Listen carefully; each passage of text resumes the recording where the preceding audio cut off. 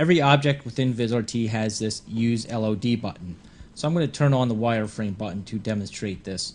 The Use LOD stands for Level of Detail, and it's always on by default whenever you drag an object down.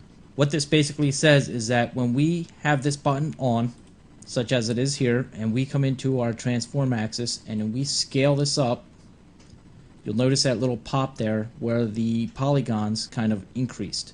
So whenever we scale it up or we bring it closer to us in Z space, it automatically increases the polygon count because it wants to keep the sphere as smooth as possible.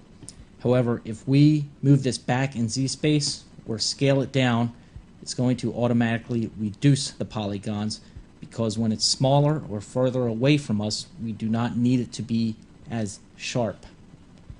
If we come back into our object and we turn Use LOD off and we come back into the transform axis and we again scale this or move this closer to us, the polygons are going to stay the same because it is no longer automatically increasing the polygon count.